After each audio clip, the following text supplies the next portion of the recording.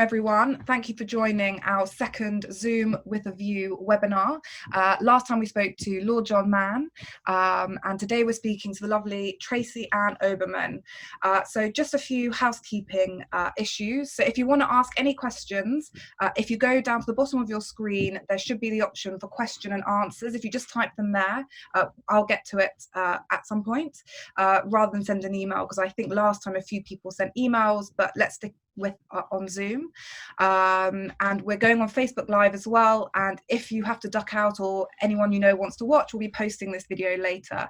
So I'm going to introduce Lord John Mann to speak first, if John's connected. I am connected up, and good afternoon. Just a few words to say, just in case Tracy's very shy.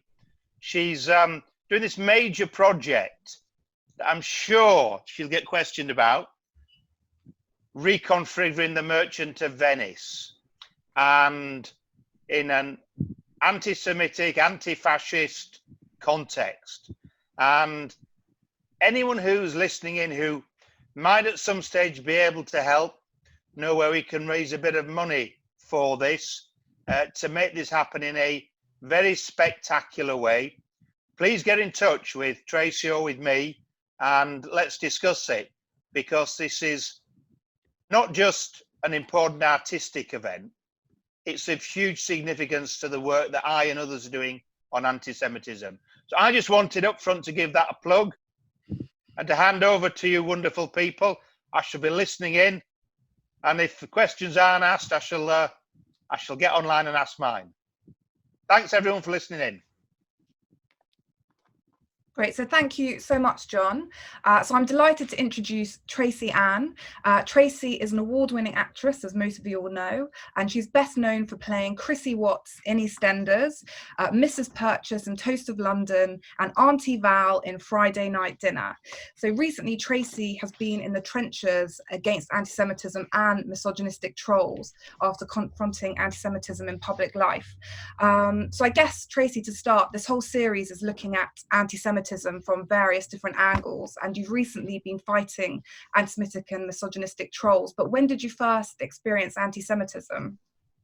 I was brought up in a family that we had a lot of family who had been involved and sadly didn't make it out of the Holocaust. So anti-Semitism was always a talk around our Friday night dinner tables. And I was always aware of it from things like, even when I was little, you know, at Christmas, we often used to get told, oh, you killed Christ. But David Baddiel always had a good comeback to that one, which was, yes, but only for 3 days, which I thought was quite funny. And then, you know, things like, I remember reading I Am David at school, and a little girl saying, well, my mum and dad said that the Holocaust never happened. So just little filters through. When I was at drama school, I had a very trendy, I guess you'd call him now woke head of department, who would come up to me and say things like, oh, you'd be all right, you'll be all right. And I'd say, sorry, what does that mean? He goes, you know, you all look after each other. And I was quite shocked. And then I was told when I left drama school to change my name. They said, change your name from Oberman to something more English because, and I quote, you don't look enough like Anne Frank to get cast in Jewish roles. So I guess there was always a subliminal level of anti-Semitism.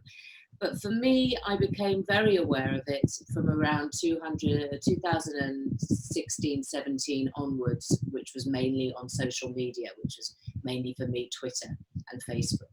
So you mentioned, I was going to touch on it later, but you mentioned about the industry and that you felt anti-Semitism within sort of drama school and later on. So I guess, did you experience more anti-Semitism and discrimination within the industry besides obviously trying to typecast you as Jewish roles? Well, I don't know if I experienced anti-Semitism in the industry. I think that's unfair, but I think what I was told at drama school was change your name because you don't look Jewish enough. And I remember thinking, cool, what does Jewish enough look like? And then I think a lot of people of my generation who were Jewish who went into acting, and I think of people, I mean, I can't speak for them, but I would assume people like Ronnie Ancona, Rebecca France, Sam Sparrow, I think we all very much felt if they didn't know you were Jewish and you didn't talk about it too much, then you could be cast as anything rather than being boxed into a stereotype. So for me, it took a series called Goodness Gracious Me, which a lot of my friends are involved with, like Sanjeev Bhaskar and Meera Syal, that were talking about the British Asian experience and being able to own their Britishness as well as being Asian and not feeling that they had to apologize or explain it. And you know, just little things like, and I don't think it was anti-Semitism, but I think I remember going up for an audition for an adaptation of a Jane Austen, and I had big kind of Jewish hair, or as we call it these days, a Jewfro. And I remember just being told by the casting people, you know, you just don't look like anybody looked in Jane Austen's era, which I never really understood, you know, what did that mean? And I think that since programme like David Baddiel and Simon, oh gosh, how soon we forget, Simon, the comedian, he did a programme called Grandma's House about growing up as a young Jewish boy with his Jewish family, and Robert Popper did Friday Night Dinner, and David Baddiel did The Infidel, and we were finding a British Jewish voice that wasn't just reliant on us depending on the Woody Allens and the Jerry Seinfelds. So I don't think that there was anti-Semitism in the industry. I think that there was a not understanding. I'm just going to tell you one more story. When I was at the Royal Shakespeare Company for my first job back in the day, I remember asking if I could have Yom Kippur off for a fast. And I was told nobody really knew what Yom Kippur was. And the same thing at drama school, the same guy that said to me, oh, you'll be all right. I remember saying on the second day of drama school, can I take the day off because it's Yom Kippur? And I've never not taken it. And he said, what is this Yom Kippur? And I said, it's a Jewish fast day. And he said, oh, are you Jewish? And I said, yes. And he went, well, do you want to be an actor or do you want to be Jewish? And I said, well, I'd like to think I can be both. And he said, I'm sorry, but there's only room for one religion in this industry. And I think that was very much the attitude maybe in the 90s. I think it's a lot more open, and I think there's a lot more sensitivity towards it now. Great, because I was about to ask, do you feel it's changed quite a bit in recent time? Very much so. I think, I know a lot of people, I know a lot of Jewish actors. I had one friend who was an actor, but who really wanted to stay with his Jewish practicing identity, and he actually gave it all up to become a rabbi. A few actors, Jewish actors I know, became producers rather than on the acting front, but it's definitely different. I think since we've not had to hide below the parapet and pretend not to be the other, and I think that we're in a world which is much more accepting of identity and difference and a cultural embrace. I think that's become a lot better. And I also see it now, I'm more of a grown-up and producing stuff myself, that there are practicalities. You can't let actors off, you know, all the time, otherwise you'll end up not being able to hire anybody. But I have to say the big change has been, I think, within the Jewish community, has been able to stand up and say, you wouldn't treat a black actor or an Asian actor or a BAME actor like this. You wouldn't say this about a black actor or a BAME actor. So why would I find that acceptable being said about me as a Jewish actor, as a Jewish person? So I guess just going back to more generalized anti-Semitism. So obviously, you know, a lot of people know that in the past sort of couple of years, you've been at the forefront of fighting anti-Semitism on social media, and you've been heavily trolled by both misogynistic trolls and by anti-Semitic trolls, and often they're one and the same. So I guess, how did it start off? If you could tell us a little bit about that, and how did you fight it? Yes, it became ridiculous that I found myself in this position of ending up being quite forefront of this fight. You know, the Labour Party had always been my Labour Party, and I'm sorry to bring it back to Labour, but that's when I became most aware of it. My great-grandparents were trade unionists, like so many of us that came over from Russia. Our great-grandparents were all working class. They formed the Labour movement in the East End. They were hugely influential and important to the Labour Party. And then suddenly I was on social media, and I'd been put on there on Twitter. I mean, I'm a bit of a granny. I still think money coming out of a hole in the wall is unbelievable. So the fact that Apple have a sort of cloud somewhere. But social media, I was an early adopter, and David Baddiel and David Schneider got me on Twitter. In all the years I'd been on it, I'd never had a single negative experience about anything. It was just a funny, lovely, witty place, and if you got anything abusive, like, you know, somebody sending you a picture of their penis or something, you just block and move on. And then I started to see in places that I should have felt comfortable, like Glastonbury and other places, I started to see posters about the Rothschilds and this idea of the Rothschilds trope. And then there was a picture of a Zionist hand pressing down on the oppressed, and this misquote from Voltaire that said, if you want to know who's in power, find out who you can't criticize.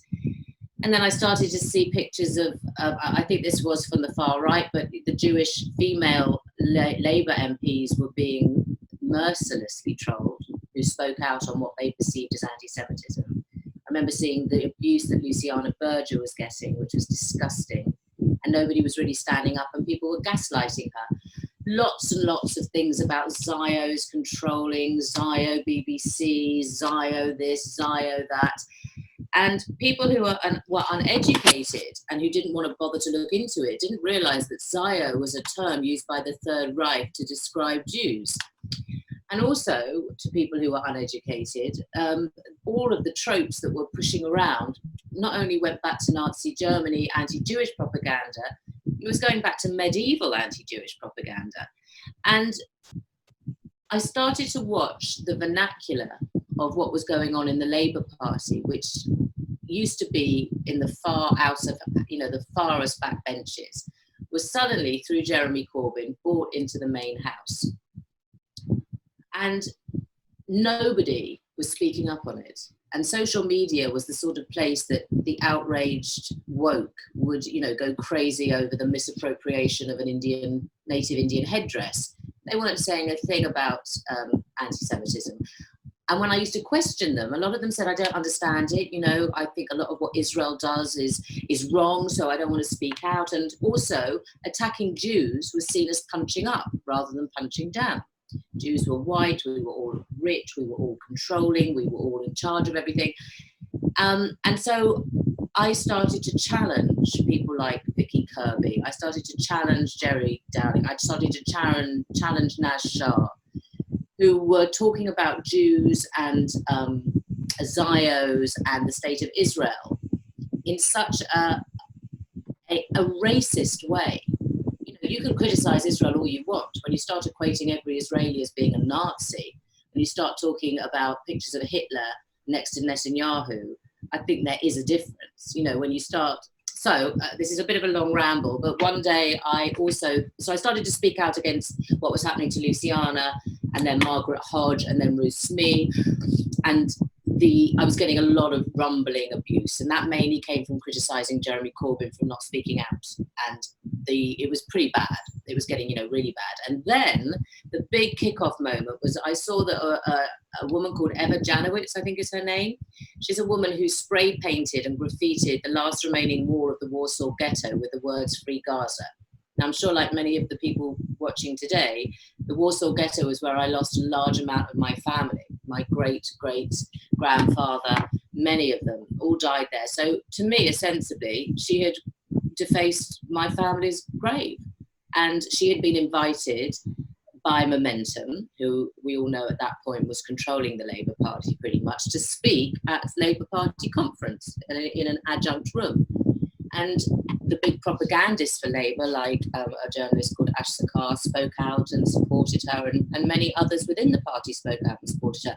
And I sat in the car after I dropped my daughter at school, and I said something like, I'm really horrified that this woman has been invited and been given a legitimate platform when she's effectively spray painted my family's open grave. And I sat in the car, and the abuse that came my way back from Labour Party members, some councillors, some MPs who swiftly deleted was unbelievable. The Holocaust was exaggerated. If all your family died in the Holocaust, why are you still alive? The numbers don't add up. Gaza is worse than Auschwitz. Gaza is worse than the Warsaw Ghetto. Why don't you F off, you Zio whore? On and on it went. And then I put out a picture of a whole bunch of skeletons in a wheelbarrow and said, this is the Warsaw Ghetto. For those of you that don't know what the Warsaw Ghetto is, this is the Warsaw Ghetto. And this is where, these are my family and many other people's families. They didn't know about the state of Israel. They died for being Jewish. And defacing that wall with that graffiti was racism. And she shouldn't be given a platform. And then the abuse came bigger and bigger and bigger and bigger. And then I was on the back of that, Tom Watson very sweetly contacted me and spoke out on the news. It got picked up, it went viral, it went everywhere.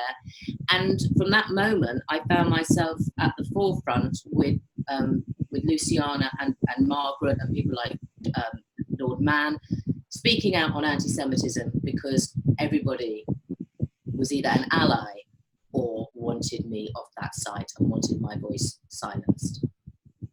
So I guess we've just had a question from Louise Ellman, so I hope you don't mind me. Oh, Dame Louise, yes. Oh my goodness. So she just wants to know, with the change of leadership within the Labour Party, how do you feel that there's potentially less trolls, or how's your experience of anti-Semitism? Well, funnily enough, you know, I like Dame Louise, and who's a heroine in my book, because she put up with so much abuse. And the day she left the party broke my heart, because I know how much it meant to her and how much work she'd done. So now, since Keir has taken over, well, Keir was a huge disappointment through the leadership, because Corbyn's leadership, because he never actively seemed to do anything or speak out. And I was personally very critical, because he never seemed to tackle it. And like so many MPs at the time and on the front bench,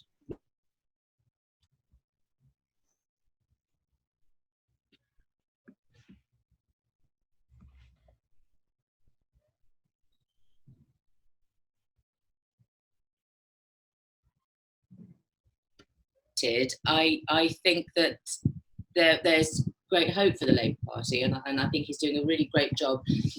From the night the election went ahead and the country and core Labour voters resolutely told Momentum, Jeremy Corbyn, John McDonnell, Diane Abbott, Shami Chakrabarti, that they did not want their style of politics. And one of the things that they did not want was this nasty taste of anti-Semitism, was the day that nearly all the trolling stopped.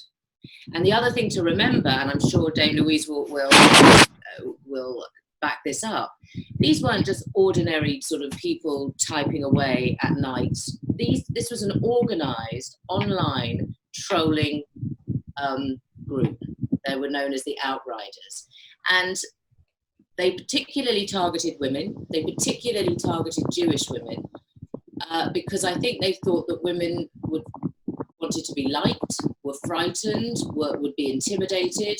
You know, often early doors, I would tweet out very similar content to the comedian Al Murray, who's been a great ally, or David Baddiel, or Lee Kern, who's a comedy writer. And the only one that would get the really vile stuff back was me, and then later on Rachel Riley. And I think it's because they thought that women just are too frightened and too intimidated and would go away. But they hadn't reckoned on Jewish women who don't. So yes, in the short answer, I would say from the time the election happened, the HQ and the organised trolling was silenced, went back and licked its wounds. And then since this report has come out, which was so sweet of the party to spend their last 3 months trying to undo whatever the EHRC comes up with, that started it all up again. So I guess looking back at sort of the last few years, obviously you've touched upon sort of how the abuse sort of ebbed and flowed, depending on the politics. But is there anything that you think, going back and having learned lessons about how to deal with trolls and how to deal with online abuse, that you maybe would change, or advice that you would give to others that are experiencing the same abuse? Yeah, I mean, I started out, the first thing I'd say is it's all about bullying, and particularly with women, it's all about silencing them.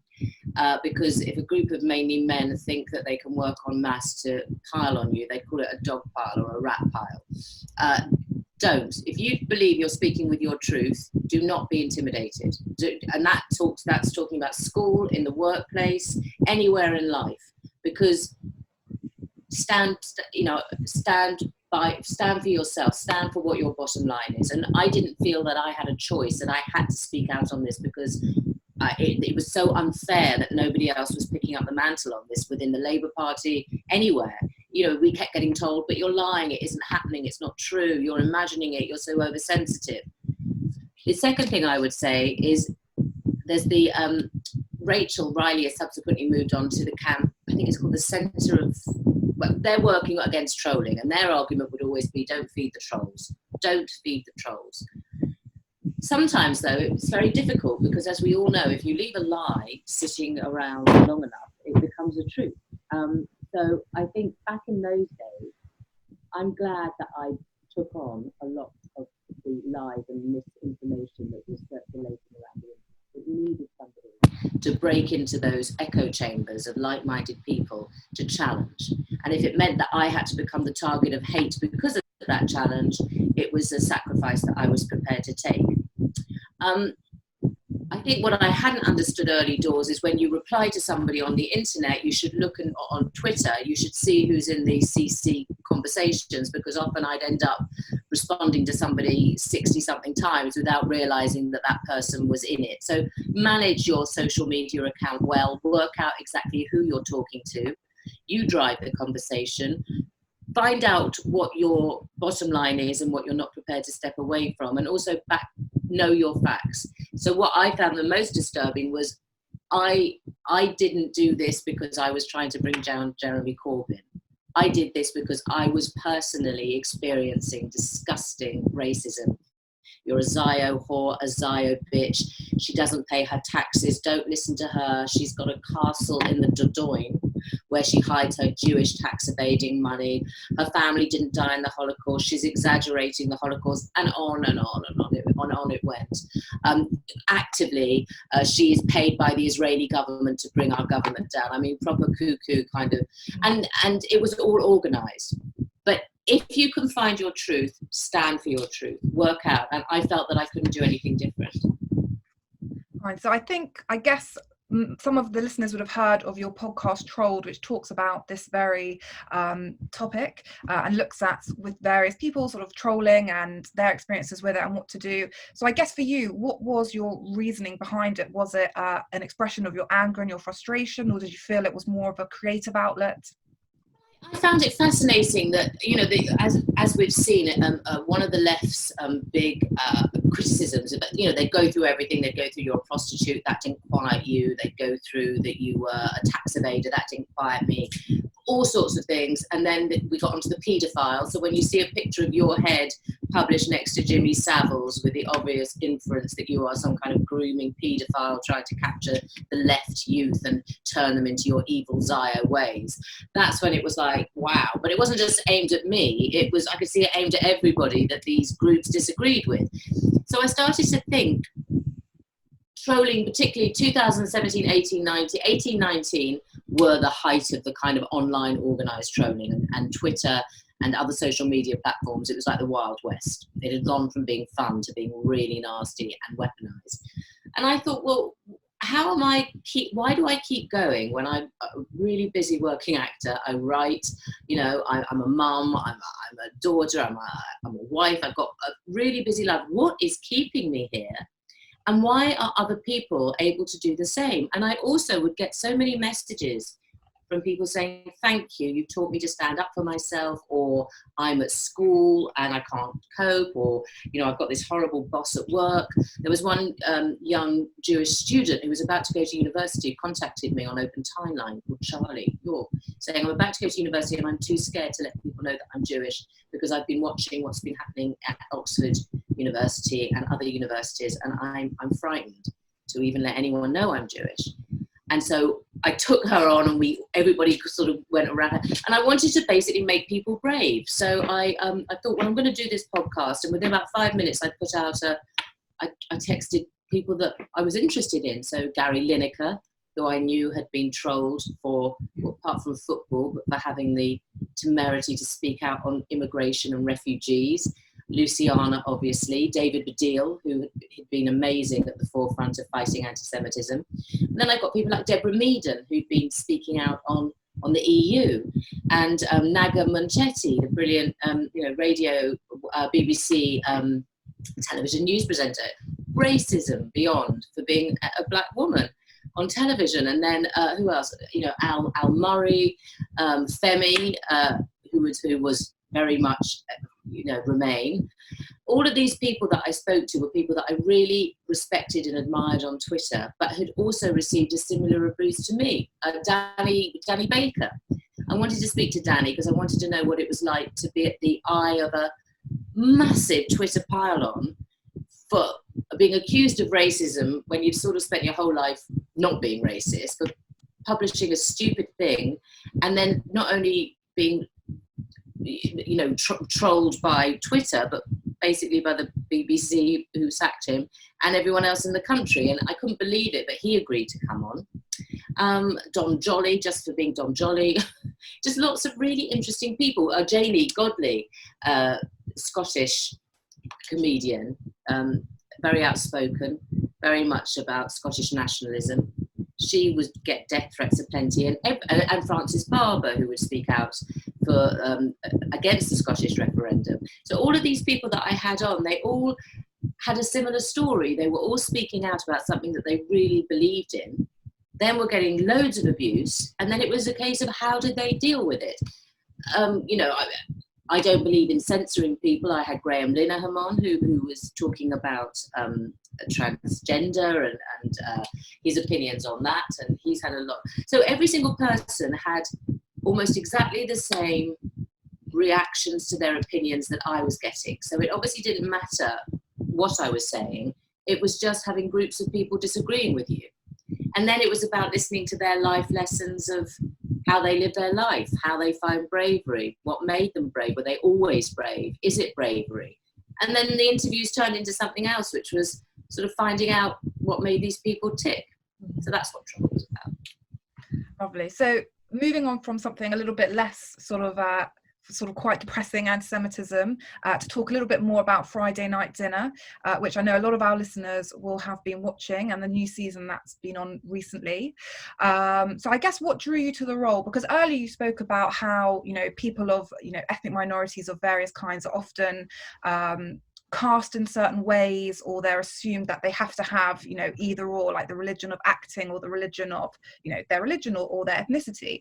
So I guess what drew you to the role, and was it your Jewish background that, you know, you relished the idea of actually playing a Jewish character? Robert Popper, who has written all of the series and every single episode, which is incredible. We've done 6 series now. It's unheard of, you know, to have one writer and one creator. It's quite brilliant. He came from a Jewish background, North London Jewish background, and I think he's said very openly, you know, I went home on a Friday and I couldn't believe how I would turn back into a child with my brother. And I think he tapped on something that wasn't even just very Jewish, because he just tapped onto a universal truth, which is the minute we go into our parents' homes, we turn back into the children we once were. So I was asked if I knew that they'd cast Tamsin, and I knew it was a predominantly non-Jewish cast. None of the core actors, apart from Tom, are Jewish, and Tom would say that he was, you know, it's his father who's Jewish, not his mother. I came in to meet Tamsin to see if there was a chemistry between her and Val was only meant to be coming in for one episode, and that was the episode of the dress. And it went really well, and Tam and I got on very well, and there was a real truth to it. I really understood it. So whilst it wasn't a case of, oh, this is a Jewish project and I really want to be part of it, it was just more the project. It was beautifully written, really well observed. The actors are beyond. All of them together create something very special. And then just to come in and play Val, and that episode went down really well, and then they brought Val back, and she became like part of the group. So 6 series later, I feel really honoured. But what did surprise me is at the very beginning, I think Robert probably knew more than me, but I remember saying, who's this going to appeal to other than like North London Jews? And when I went on tour, I've been around the country a bit with various theatre things recently. I get stopped all the time, and in places like Cheltenham, Chichester, Bradford, you know, everywhere, absolutely everywhere. Liverpool, expected people running up thinking it was about EastEnders or maybe Doctor Who. People would come up and go, just want to talk about Friday Night Dinner. Love it so much. I am that brother. Had this Muslim guy in full Muslim with his wife in a full burqa, covered up, coming up going, that's our family. We love it so much. It seems to cross any religious, cultural, class divide. Loads of people. And in the lockdown, when it's been on for the 6th series, and I've been walking the dog every day, I'm getting stopped all the time by people just wanting to talk about Friday Night Dinner and saying how much they love it and how it's like their family. So he's obviously clicked on something that's quite universal rather than even Jewish. And I think that's great. So I guess you mentioned that obviously you were the only practicing Jewish member of the cast. And although Friday night dinner doesn't do all the potential rituals that, you know, some of the families will do on a Friday night, did any of the cast ever want to engage more on that side? Did they look to you for any sort of information about the Jewish rituals and for guidance? No, because I don't think it's about being Jewish. Genuinely, I don't think it's a Jewish sitcom. I just don't think it's about being Jewish. I think it's about people and families. I just think it happens to be Jewish. And I really like the fact that it wears that lightly. It's not a Jewish sitcom. It's a family comedy with a weird neighbour and a world about a group of characters who happen to be Jewish. And it's not even like they're rabbinically Jewish. They're just going home for Friday night dinner. She doesn't like the candles. There's nothing ritualistic about it. It's just going home for Friday night dinner. And that could be Sunday lunch. It could be anything. So I think it's not a Jewish comedy. I think it's, as much as we like to see it as a little bit of ourselves, and it makes us, you know, it's our voice, it's our experiences, it just talks to everybody about their families.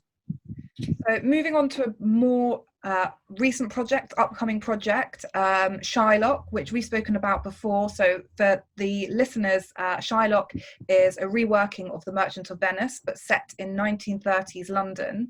And Tracy, you were going to be playing Shylock, who is famous in literature for being a possibly anti-Semitic caricature within Shakespeare's work. So I guess just to tell the listeners a little bit more about the project and what inspired you to take on the role. So as we've discussed, kind of anti-Semitism and misogyny seem to go hand in hand. There's nothing that infuriates people, anti-Semites, more than a Jewish woman who won't back down and has a platform.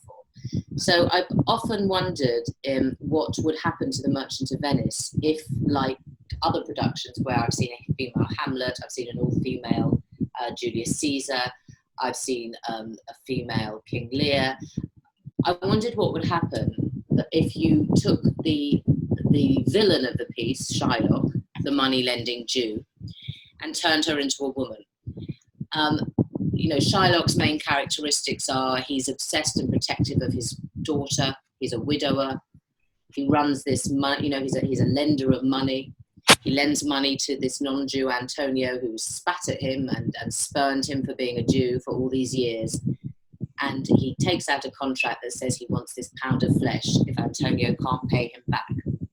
And Antonio can't.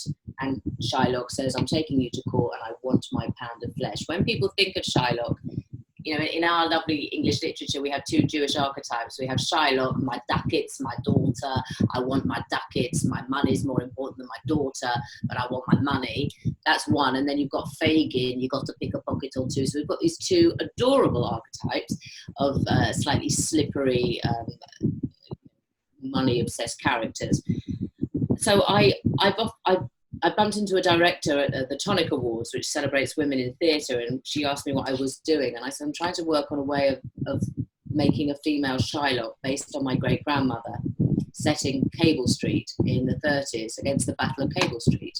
And she said, God, that's brilliant. And then she came back and said, I'd really love to work with you on this. But I was thinking, this is so perfect because you can then make Antonio and all of his cronies around him, who are all aristocratic but have no money, we could turn them into Oswald Mosley and Portia into one of the Mitfords, and all this kind of upper-class anti-Semitism. And then she and I went on a voyage of discovery we went on a really great research and development week funded by Watford Palace Theatre.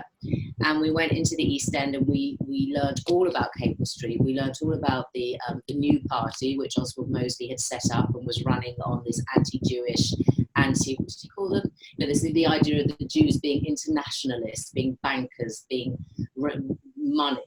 And also, Mosley very much tried to turn other communities against the Jews. So he would go into the East End and see the Jews have got your better housing. The Jews have got the better Watling Street market shops.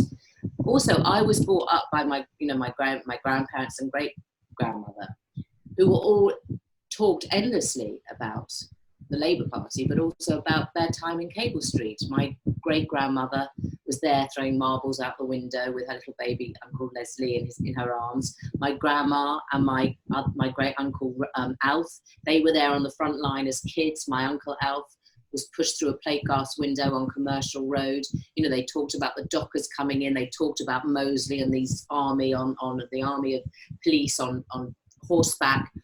And that was a day when all the working class communities, particularly with the women and the children, stood up against fascism with their neighbours, with the Afro-Caribbean community, the Black community, the Irish community. The working classes stood together and said, you shall not pass. And there's incredible footage and pictures of them, basically good people standing up to fascism. And they didn't pass, they had to turn back. And it was the sort of beginning of the end for Mosley. So on the back of that, we started to work. We did a week's workshop of seeing whether you could have a female Shylock who was a widower, based on my great-grandma, who lost her husband, who went back to Russia to fight in the First World War and pretty much didn't come back, with this one child, this one daughter. And very much like those women did, they ran that, you know, I had a great aunt who was known as Machine Gun Molly. These women were tough as nails. They were running the schmutter business. They were running the money lending. They were doing the pawn shops, EAWN. You know, they were doing like the lending things out. And we thought it interesting to have this woman who's tough as nails, like all my archetype, all my, you know, ancestors, single, had to be tough, lending out money. And then you have this kind of Mitford, Oswald Mosley class of aristocracy. And it just worked brilliantly. And then we thought, I really wanted to take this out as an education project. Then Lord Mann was brilliant, because I remember meeting him and he said to me, did you know that Mosley went on a march up in Leeds 2 weeks before Holbeck Moor, and 30,000 non-Jewish good people and some Jews came out and they had a massive battle and got rid of them. That was 2 weeks before, and that has never ever been documented. These are everyday heroes standing up to fascism. So John and I said to John, well, you know, we can do, I think this needs to go to places like Liverpool, this play needs to go to Leeds, this place needs to go to every repertory theatre company, maybe before coming into London, because we can run a massive education project around this.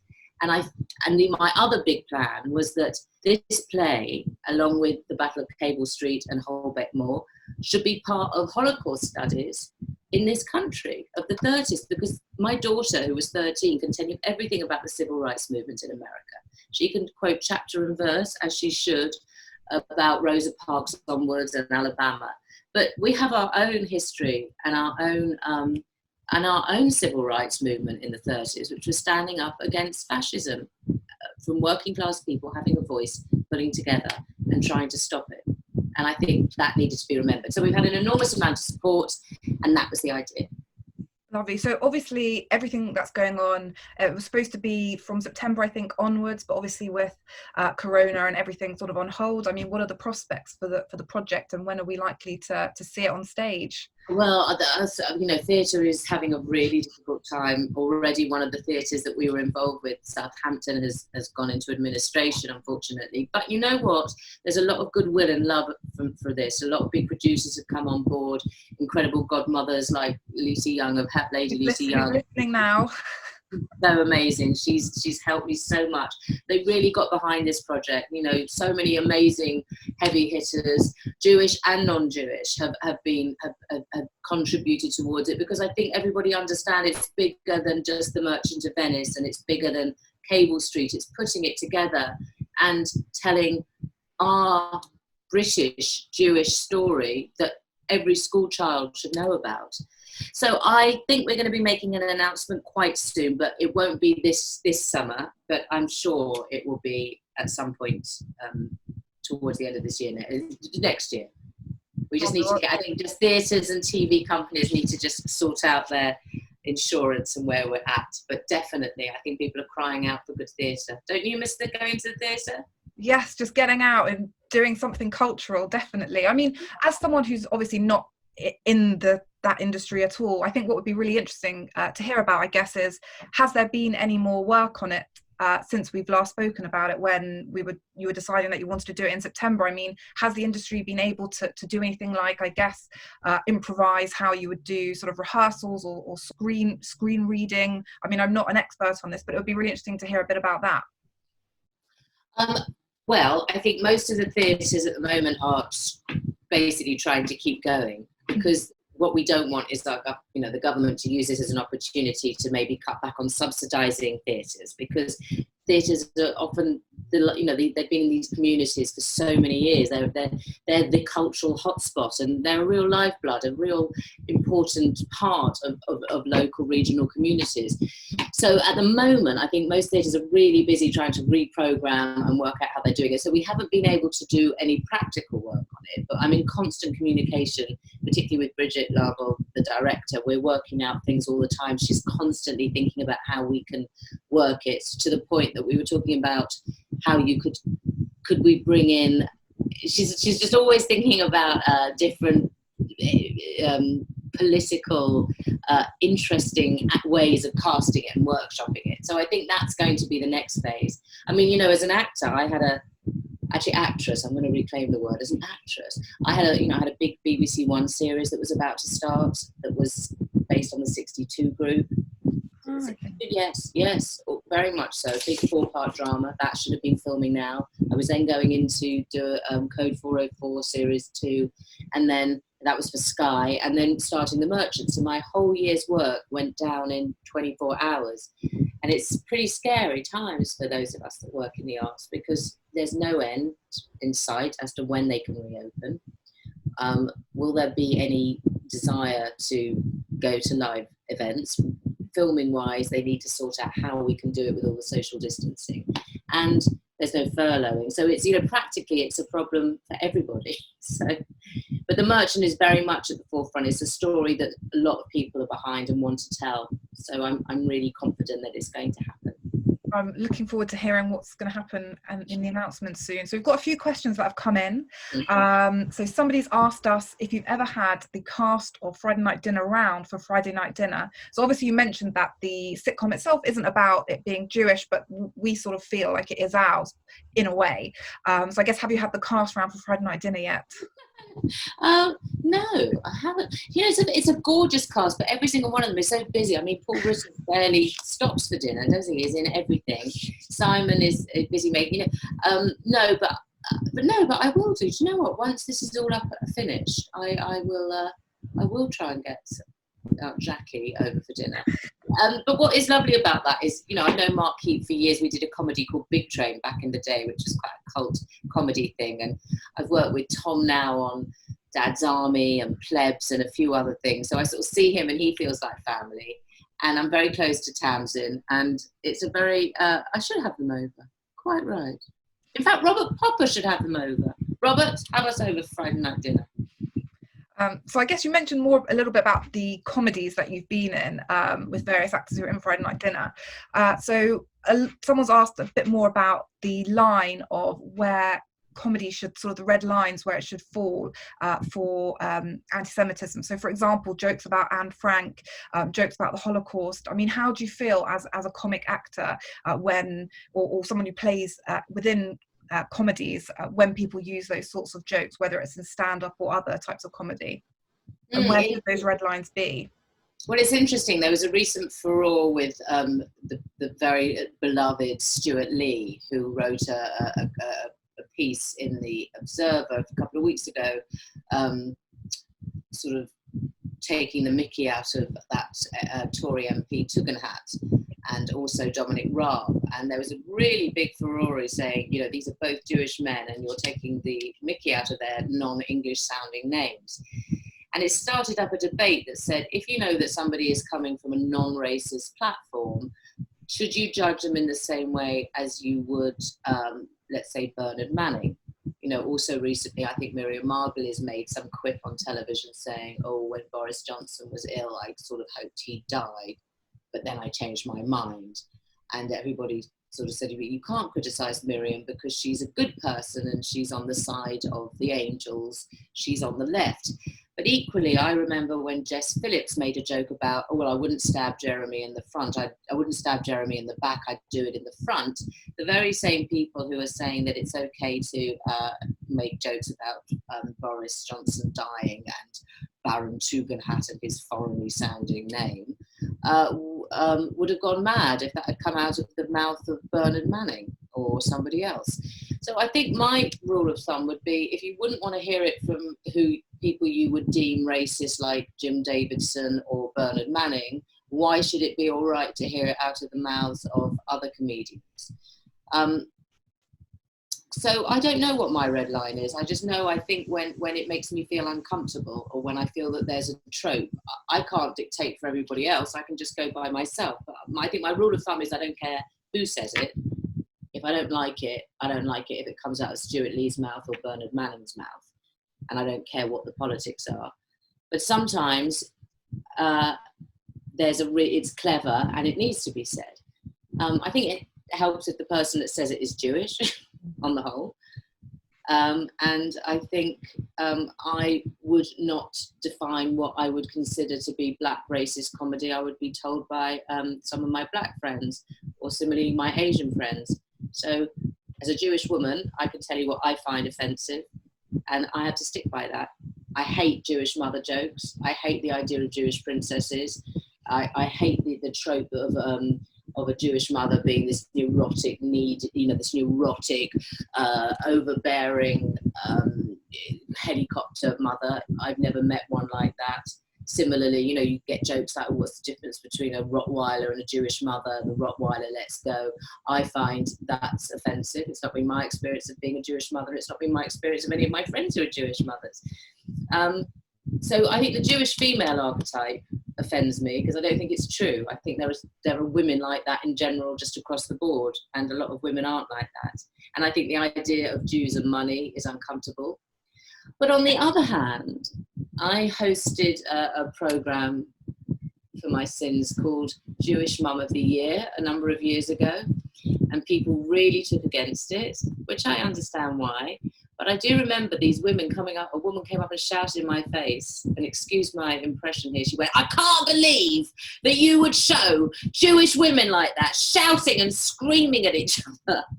And I think it's absolutely disgusting." And I was thinking, oh my goodness, you are the woman that you were criticising.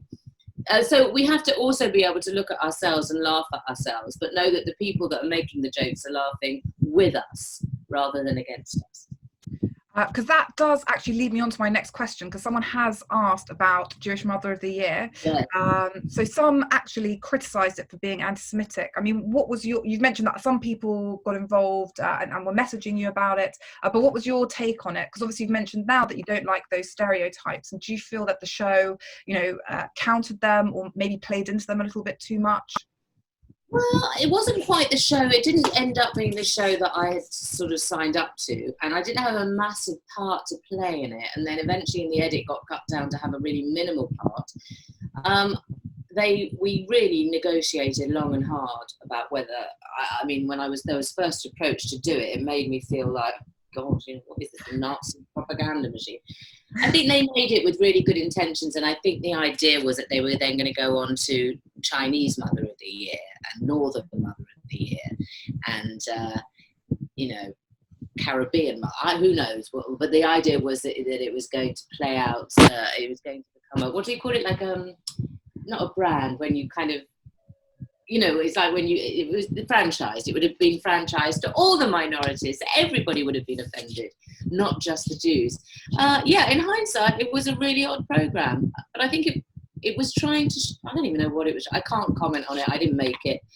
It was different. It ended up very different to how they pitched it to me. And I can't really comment. So I guess one other question we've had from a listener was about your involvement with Tracey Ullman and her sketches about the Labour Party, including on obviously anti-Semitism. So do you feel that after these sketches that you had to address the anti-Semitism, and have the two of you ever really spoken about the issue? Well, Tracey's daughter was a very big part of the Labour Party, and Tracey herself was a very huge supporter of the Labour Party and very active within it. When we were doing the series, we talked a lot about Corbyn, and particularly in the hopeful 2017 time, I think that she felt, look, let's see what happens. Hopefully he's going to be everything he's promising people that he would be. And I was flagging up quite a few things about him that I found very worrying. And then the second and third time I worked on the series, we were just, both of us, very sad at how the Labour Party had been hijacked by this party within a party, and how it didn't represent a lot of people anymore, like herself or me. Those sketches I wasn't part of, and I watched them on telly like everyone else. But what made me stand up was I watched the really funny one of Jeremy at the airport, where he bumps into Jerry Adams and then gets picked up by somebody from Hamas as his taxi driver, as he's signing autographs for his fan base of youth, trying to sell tickets for the Jezza Fest. And it was funny. I mean, it was funny. And then I saw on social media one bloke and a whole load of his followers saying, oh, the blooming Zionist BBC and their filthy Zio writers. That sketch was written by that Zio pig, David Baddiel, and wouldn't you know it, of course, that Jewish Tracy Ullman would back it. And I heard that Maureen Lipman had a hand in it too. So I mean, they've got the full set there.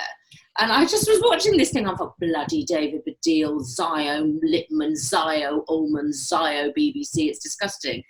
So I just couldn't let it roll, because it was getting hundreds and hundreds of interactions and traction. So I sort of stepped in and said, well, having worked on the programme, David Baddiel didn't write that sketch. Maureen Lipman has nothing to do with it at all. And Tracy Ullman isn't Jewish. And that was it. Then they just went crazy. Of course you were involved, you Zio whore. And then it didn't matter that David Baddiel or Maureen Lipman weren't involved, because it then became a truth that David had written it anyway, and that Maureen was involved somewhere behind the scenes, and obviously I had got the Zio BBC to back it, and that Tracy Ullman was working for she was a shill for the Israeli government. So this was the sort of nonsense that was going on around that time, and it was that level of madness of people that were so obsessed with cult-like obsessions and derangements.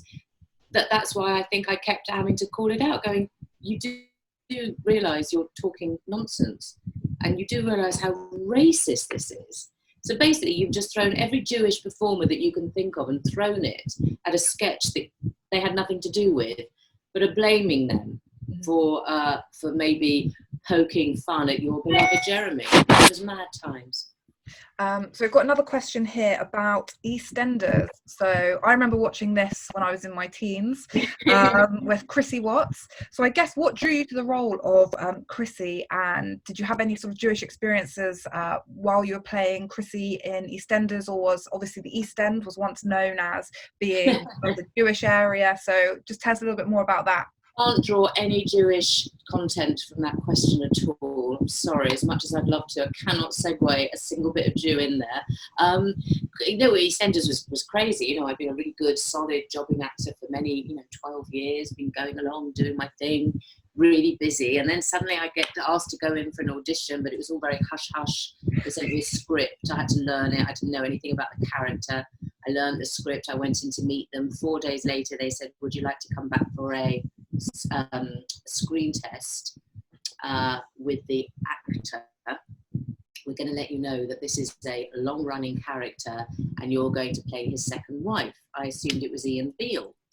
So I turned up on the day for my screen test, and I saw the list of 5 other women, all of whom who were household names. I was the only person I'd never even heard of on that list.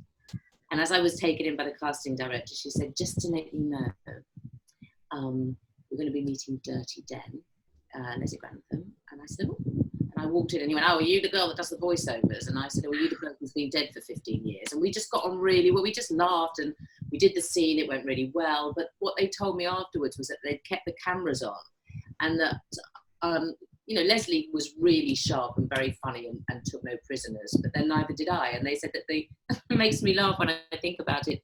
They said if Ange and Dem were like Elizabeth Taylor and Richard Burton, the chemistry that I had with Leslie was like Spencer Tracy and Katharine Hepburn. They said that there was a sparring equality. And on the back of that, I got that job. So like 5 days later, 12 scripts turned up for the first week and a half's work. I was taken off to Selfridges and bought an entire year's worth of character clothes. I was then taken into the hairdresser to have my hair coloured. I was like a whirlwind. The next thing I knew, I was on the set with him filming 16 scenes a day. And I was suddenly in the world of EastEnders. It was nuts. But no, nothing Jewish. Sorry. So I guess one final question we have time for. What's been your favourite character to play within your whole career? Oh, very difficult. But I was a massive Doctor Who fan, so to play Yvonne Hartman in Doctor Who was brilliant. And to get to know Russell T Davies as well as I did, and all that team was very exciting. And then they brought Yvonne back for all the audio Big Finish things, which I loved. I also, so many. I would say Yvonne Hartman was a real career highlight. And a lot of the theatre stuff. I recently did a play called Mother of Him, and that character, Brenda Kapowitz, a mother of a rapist, that was pretty impressive. And I love doing, because I've never done a musical, I was never part of a musical before, I wasn't brought up in the musical tradition. I also did Fiddler on the Roof down in Chichester with Omid Jalili. I played Golda, and that was a real career high, because to me, that was doing a documentary every night about our families, and I love that. That was a privilege. Well, I just want to say thank you so much, Tracy, for joining us this afternoon. It's been a real pleasure to speak to you, and I'm sure our listeners have really enjoyed it. This is obviously part of a larger webinar series we're doing, Zoom with a View. So for everyone who's been tuning in, we'll post it later, and I'll tag you in, Tracy, as well, so you can have a watch. And in 2 weeks' time, we'll be speaking to Kari Asim, who's the Deputy Chair of the government's Anti-Muslim Hatred Working Group, and he'll be in conversation with John Mann. So for everyone who's listening, I'll send you through the details, and I'll send everyone the video from today as well, so you can re-watch. I just want to thank you again, Tracy. It's been a real pleasure. Lovely to be here. Thank you. Thank you, everybody.